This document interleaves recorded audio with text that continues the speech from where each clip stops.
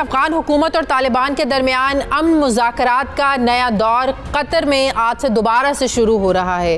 Media reports کے مطابق افغان حکومت اور طالبان کے درمیان گزشتہ کئی مہینوں سے بات چیت کا سلسلہ جاری ہے، تاہم ابھی تک کوئی قابل ذکر پیش رفت ہم جسے کہیں وہ نہیں ہو سکی ہے۔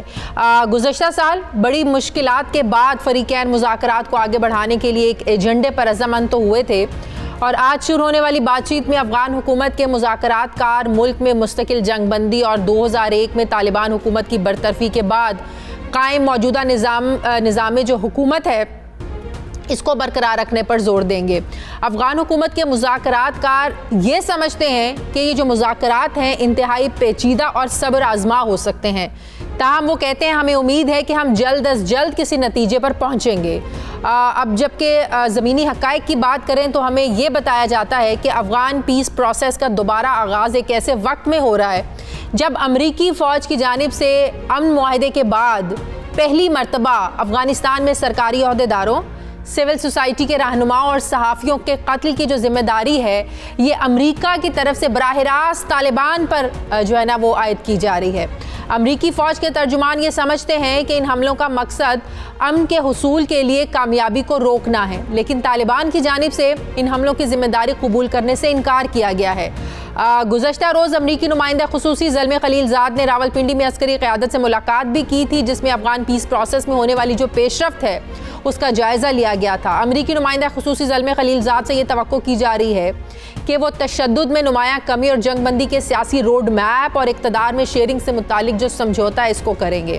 بظاہر تو ٹرمپ انتظامیہ یہ چاہتی ہے کہ افغانستان سے امریکی فوج کا جو انخلا ہے اس کو یقینی بنایا جائے، مگر سیاسی تجزیہ کاروں کے نزدیک امریکہ کے نومنتخب صدر جو بائیڈن افغانستان سے فوری طور پر امریکی افواج کے انخلا کے حامی نہیں ہیں۔ سوال یہ ہے کہ کیا تشدد کی لہر کے دوران امن مذاکرات کامیاب ہو سکتے ہیں؟ سوال یہ بھی اہم ہے کہ امن مذاکرات کی کامیابی میں پاکستان کا رول کیا ہوگا۔ سوال یہ بھی امپورٹنٹ ہے کہ کیا امریکہ کس حد تک افغانستان میں امن چاہتا ہے۔ اس پر میں بات کروں گی۔ مجھے جوائن کیا ہے سینئر صحافی تجزیہ کار سلیم صافی صاحب نے۔ السلام علیکم، بہت بہت شکریہ سلیم صافی صاحب آپ کا۔ سلیم صافی صاحب، ایک طرف تو ایک بار پھر سے کابل حکومت اور افغان طالبان کے درمیان دوحہ میں مذاکرات شروع ہو رہے ہیں، دوسری طرف امریکہ الزام لگا رہا ہے طالبان پر کہ جو وہاں حملے ہو رہے ہیں، جو نامور شخصیات کو قتل کیا جا رہا ہے اس میں طالبان ملوث ہیں۔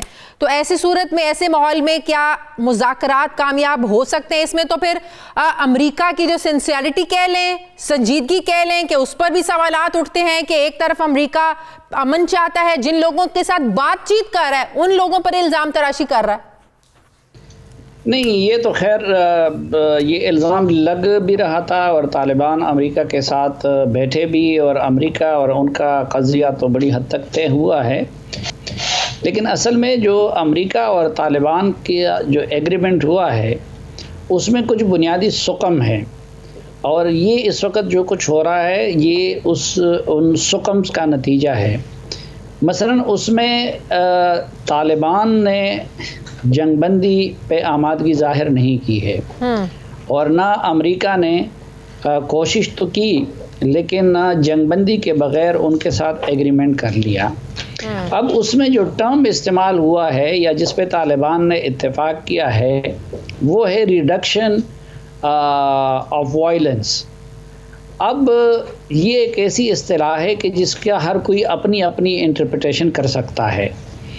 تو ایک تو یہ ہے کہ اس کے باوجود طالبان جگہ جگہ پہ وہ تو اس دوران جنگ میں مصروف ہیں افغان حکومت کے ساتھ، اور کچھ درپردہ شاید ان کی یہ انڈرسٹینڈنگ ہوئی ہے کہ کابل شہر میں طالبان بڑی کارروائیاں نہیں کریں گے۔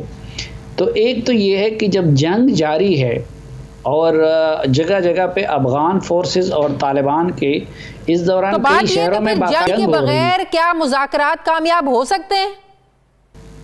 دیکھیں، ایک اس دوران تو کابل میں جو مختلف شخصیات کو ٹارگٹ بنایا جا رہا ہے اس کو طالبان ڈس اون کر رہے ہیں، وہ کہتے ہیں اس سے ہمارا کوئی تعلق نہیں ہے۔ تو جب طالبان ڈس اون ہے تو پھر کون ہے جو ایسے حملوں میں ملوث ہے؟ ہاں، تو مسئلہ یہیں پہ آ جاتا ہے کہ طالبان کہتے ہیں کہ بھئی ہم نہیں ہیں، یہ کوئی اور ہوگا. کچھ لوگ کہتے ہیں کہ جی یہ داعش جیسی قوتیں ہیں. لیکن افغان حکومت ہر حملے کے لیے یہ الزام دیتی ہے کہ نہیں یہ طالبان ہیں، اور اس کے نتیجے میں وہ امریکہ کو بھی تانا دیتے ہیں کہ دیکھیں آپ لوگوں نے ان کے ساتھ ایگریمنٹ کر لیا ہے، اس کے باوجود بھی یہ طالبان کر رہے ہیں.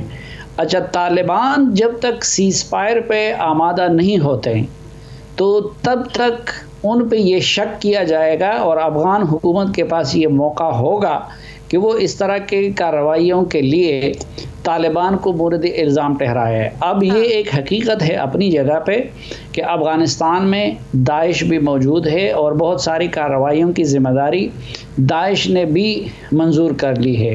دوسرا، خود افغان حکومت کے اندر کچھ ایسے سیگمنٹس بھی موجود ہیں کہ جو خود نہیں چاہتے کہ یہ پروسیس کامیاب ہوں، اور ان پہ بھی الزام لگ رہا ہے کہ وہ طالبان کو بدنام کرنے کے لیے یہ کارروائیاں کر رہے ہیں.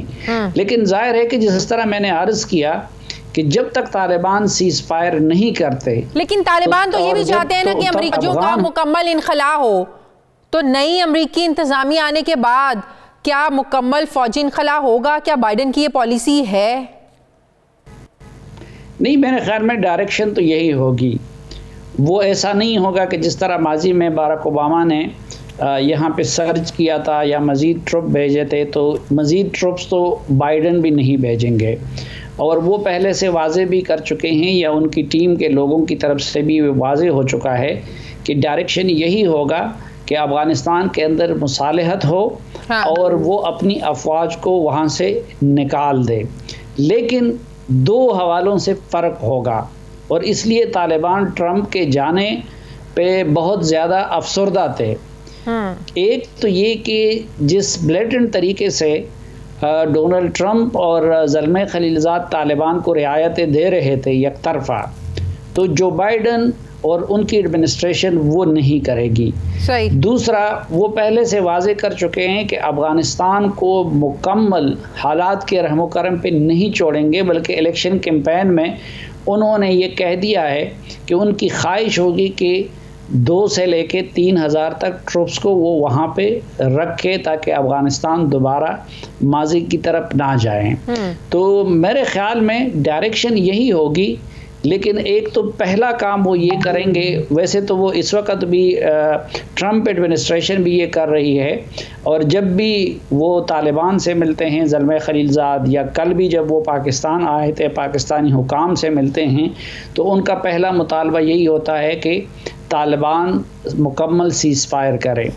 تو جو بائیڈن کا اس پروسیس کی کامیابی کے لیے پہلا مطالبہ وہ طالبان سے جنگ بندی کا ہوگا. کروانا ہے. صحیح، بہت بہت شکریہ صحافی تجزیہ کار سلیم صافی صاحب.